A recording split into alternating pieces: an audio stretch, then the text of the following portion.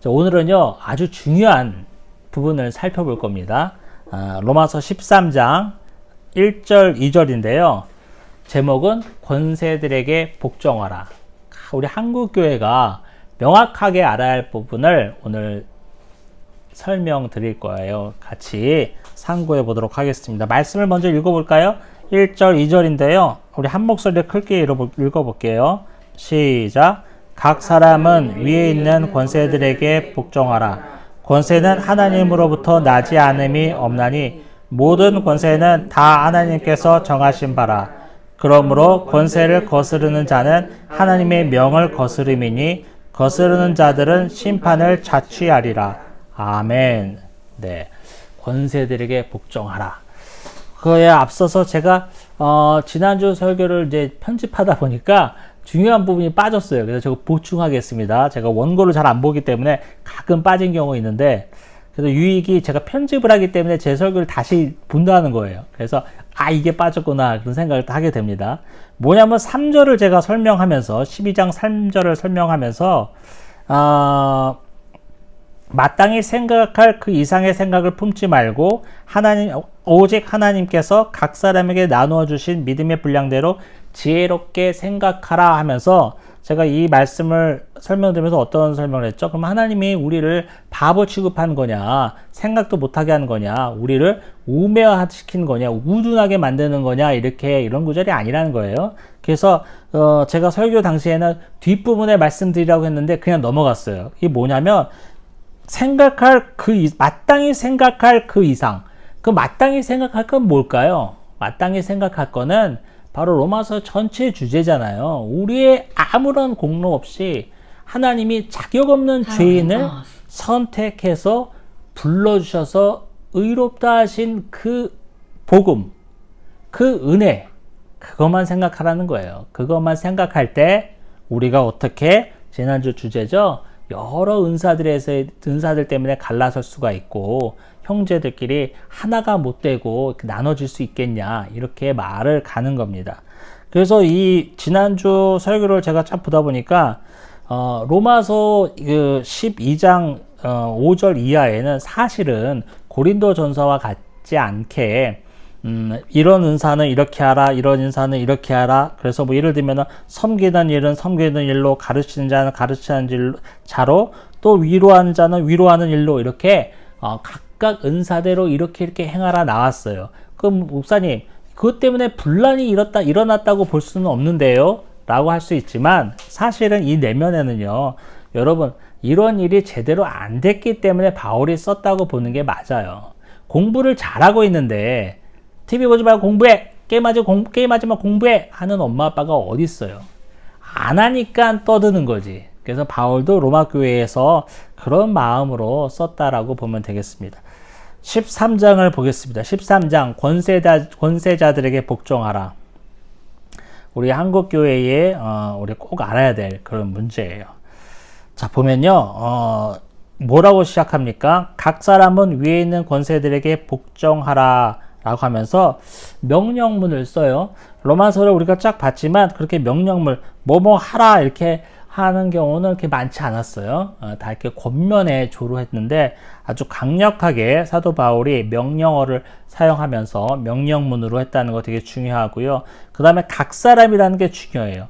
로마서는 로마 교회 성도들이 그 수신자죠. 그래서 집단이라고 볼 수 있는데 여기서 바울이 각 사람이라는 단어를 특별히 썼다는 것은 한 개개인에게 바로 적용돼야 할 만한 중요한 문제라는 것을 우리가 미루어 짐작할 수가 있습니다.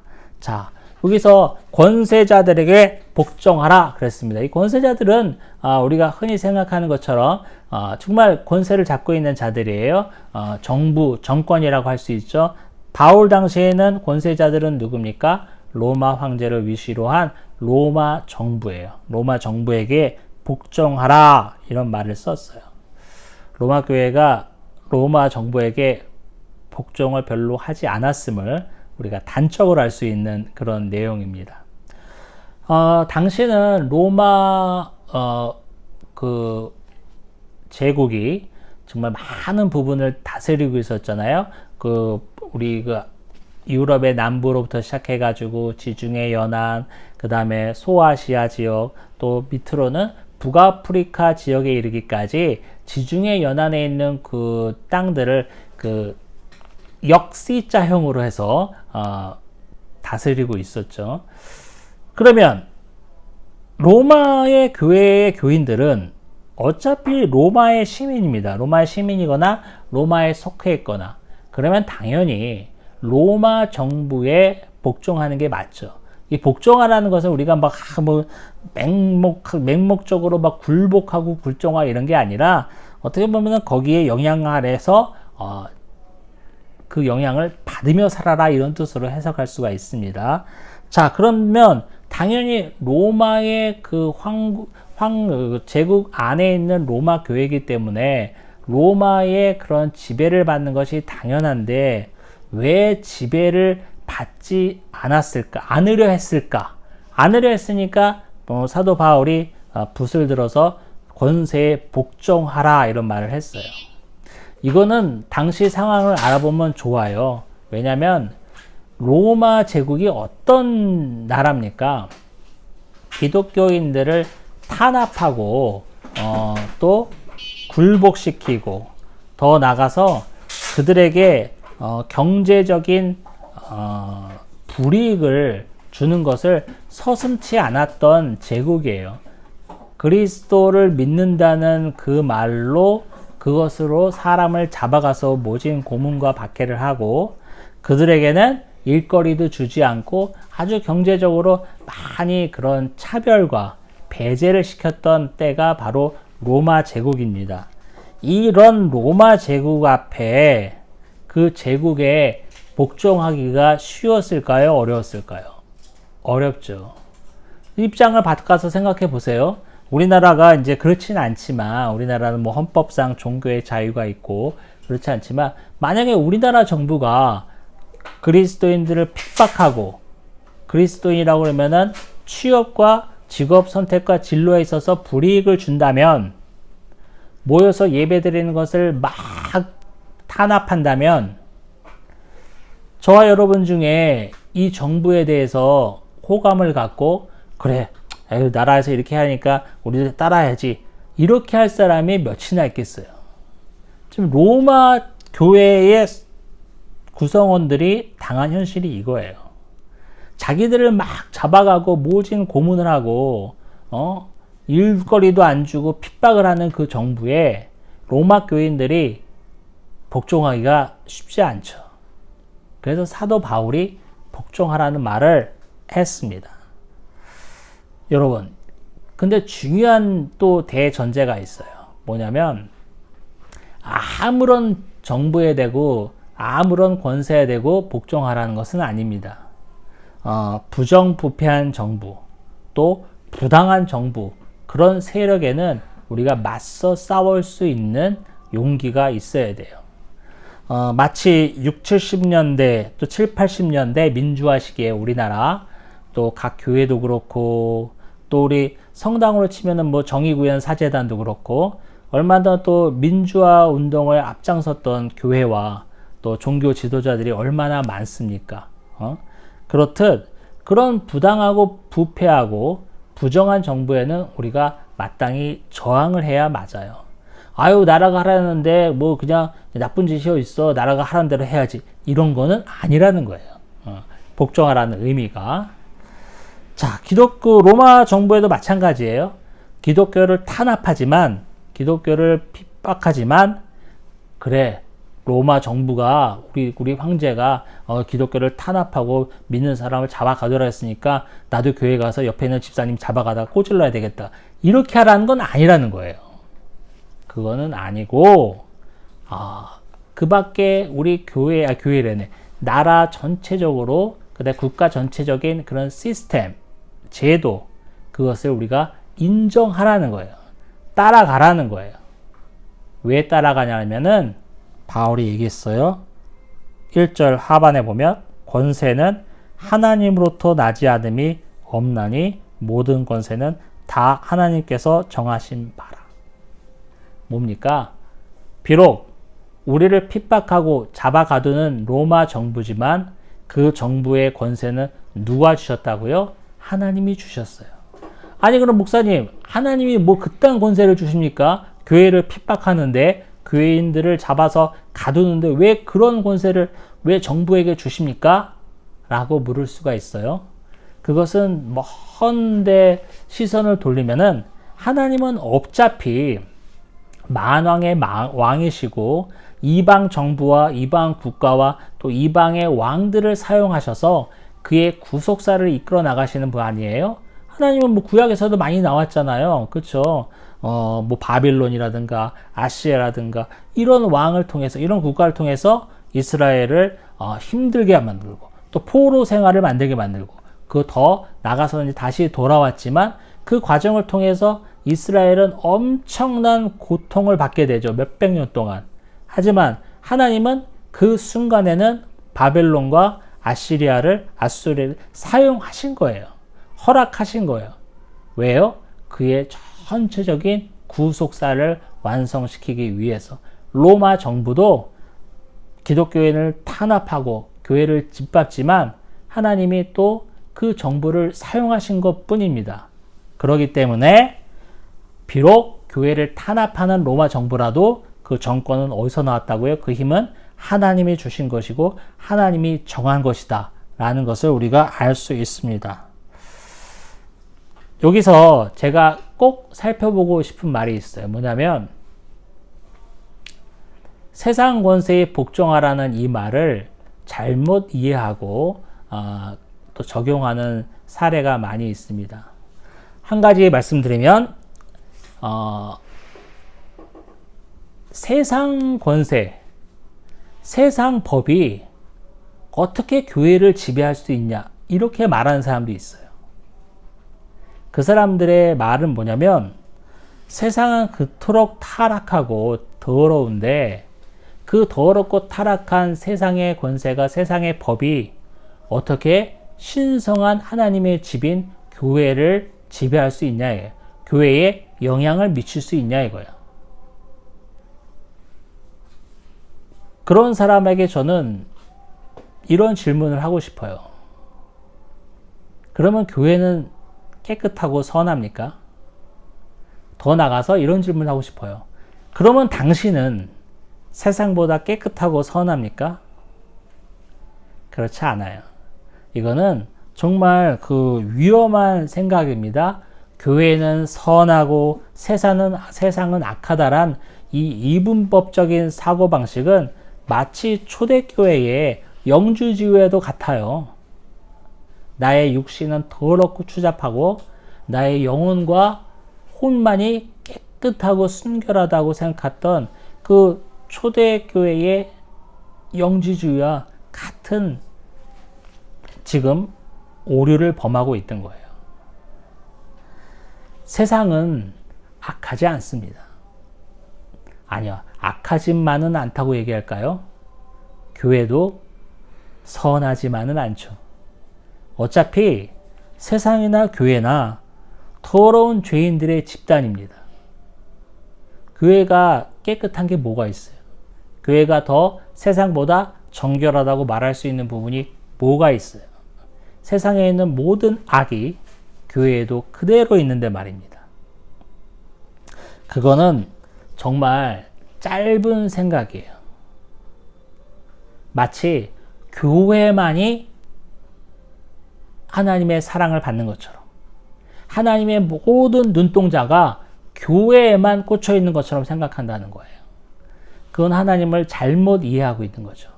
여러분, 창세기 1장 1절 성경을 제일 처음 열면 있는 구절이 뭡니까?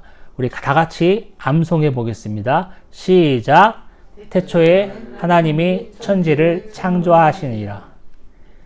이 성경을 열자마자 있는 이 문장을 못 외우는 성도는 대한민국에 저는 거의 없다고 봅니다. 말을 할 수 있는 성도는 다 할 수 있을 것 같아요. 물론 또 수어로도 할 수 있겠죠. 여러분, 하나님이 태초에 천지를 만드셨는데 이 천지에는요, 뭐가 포함되어 있는 겁니까? 우리가 눈으로 보는 모든 게 포함되어 있는 거예요. 뭐 지구상의 모든 산과 바다, 강 이런 자연 환경뿐만 아니라 또 우주 천체뿐만 아니라 또 모든 생명체, 박테리아, 바이러스, 또 우리가 뭐 걸어다니는, 뛰어다니는 모든 생물체뿐만 아니라 뭐가 포함되어 있냐면요. 우리가 누리고 있는 문화, 경제, 사회, 의학, 교육, 이 모든 각 분야가 다 들어있는 거예요. 하나님이 세우신 물리적인 원칙과 원리를 우리 인간이 점점 시대가 지나가면서 깨우치기 시작했어요. 아, 물건이 바닥으로 떨어지는구나. 바닥으로 떨어지는 그 힘이 중력인데 이게 얼마? 네, 까먹었네. 9.8m/s인가?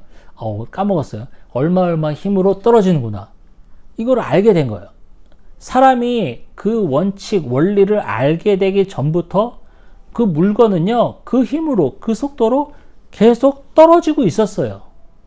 원리가 없었다가 사람이 알게 된 다음부터 원리가 생긴 게 아니라 모든 지구상에 있는 모든 원리와 원칙, 법칙들은 태초부터 계속 있어 왔는데 인간이 하나님의 은혜를 주심으로 말미암아 하나씩 알게 된 것 뿐이에요. 그 알게 됨으로 만들어낸 것이 다 과학이고, 다 문학이고, 의학이고, 철학이고, 모든 학문이고, 정치, 경제, 사회, 이 국가도 마찬가지인 거예요.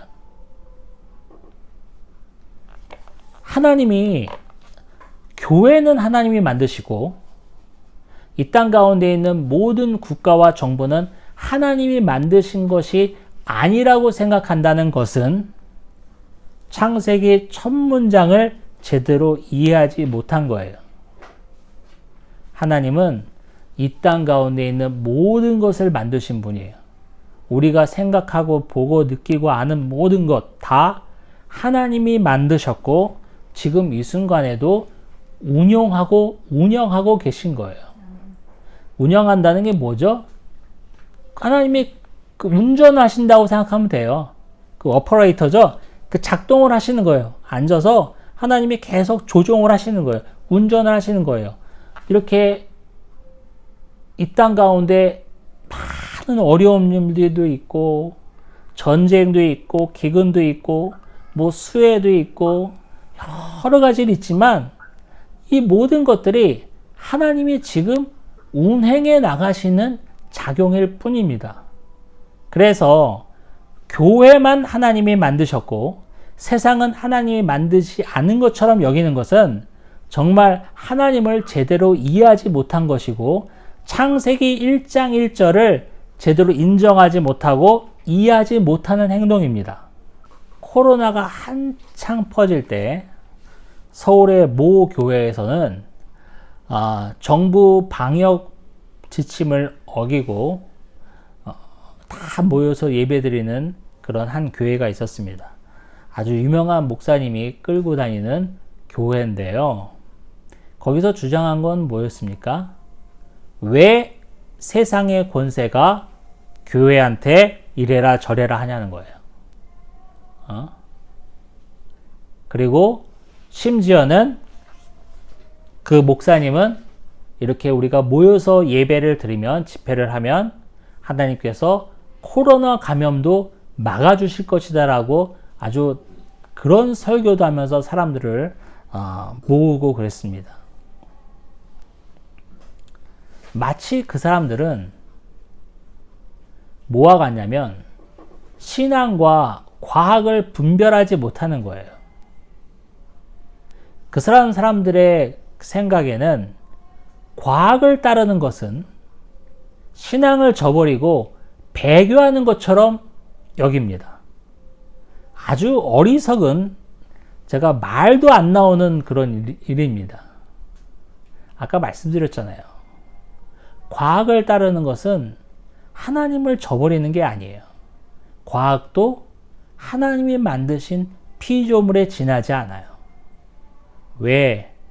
과학은 하나님이 만든 것이 아닌 것처럼 세상의 문화와 세상의 모든 학문과 세상의 모든 그런 지적 집합체는 하나님이 만든 게 아니라 우리 인간이 지혜로워서 계속 세대와 세대를 거듭하면서 우리 고귀한 인간의 그런 사고와 지성으로 만들어 놓은 것처럼 여기냔 말이에요. 아까 제가 예를 말씀드렸잖아요. 이 모든 학문은 하나님이 원래 만들어 놓으신 질서를 우리에게 은혜를 주시어 하나씩 하나씩 깨닫게 하신 것 뿐입니다. 왜 과학을 따르는 것이 세상의 모든 학문과 문화를 따르는 것이 배교를 하는 것처럼 여깁니까? 정말 위험한 사고방식입니다. 천지를 만드시고 지금도 운행해 가신다는 그 영역에는 우리가 보고 느끼고 생각하는 영역뿐만 아니라 우리가 알지도 못하는 모든 것들이 다 포함되어 있음을 우리가 알아야 합니다. 그래서 권세자들에게 복종하라는 말은 뭐냐면 결국 하나님에게 복종하는 길이 됩니다. 그래서 우리가 볼까요? 2절 볼게요. 2절에 되게 중요한 말이 나와 있는데 2절 같이 읽어볼게요. 그러므로 권세를 거스르는 자는 하나님의 명을 거스름이니 거스르는 자들은 심판을 자취하리라.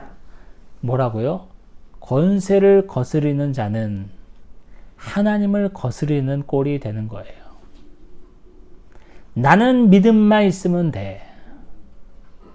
기도하고 열심히 예배드리는데 어떻게 코로나가 전파될 수 있어? 성령 하나님이 막아주시지. 이거는 아주 우매한 발상입니다. 코로나가 감염이 되고 감염된 자가 코로나 때문에 아파지게 되는 이 모든 원리를 하나님이 만드셨는데 하나님이 그 원리를 예배드리는 그 순간에는 딱 멈추게 하실까요? 그러면은 우리가 죄를 짓는 순간에는 이 땅에 있는 공기가 다 사라집니까? 죄 짓는 자가 다 죽어 나빠지게? 아니잖아요. 제가 늘 설교하고 싶었던 내용이 또 중첩되는데 일반 은혜에 속한 겁니다. 코로나 바이러스가 확산돼서 병이 걸려가 아픈 거. 공부를 열심히 한 자가 서울대를 가는 거. 다 일반 은총의 영역에 있는 거예요. 이 일반 은총의 영역은 하나님이 다스리지 않는 것처럼 여기는 것은 하나님을 반만 아는 거예요.